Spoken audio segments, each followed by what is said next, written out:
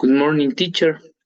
In this opportunity, I will be to present how to use the graphic organizer. Yes, in my case or in this opportunity, the min map for a better understanding, I will present my Canva. Well, um, for this, I divide it into 5 parts.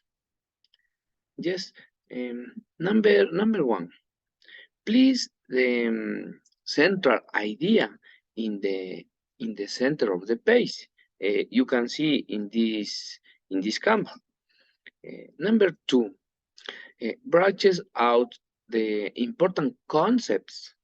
Yes, that arise from the central theme.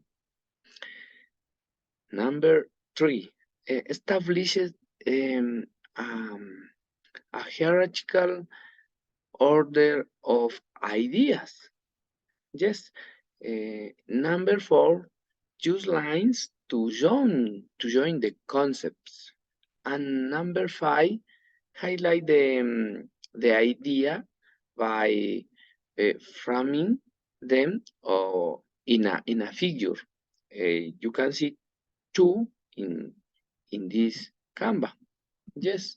Uh, that's all for my work. Thank you, teacher.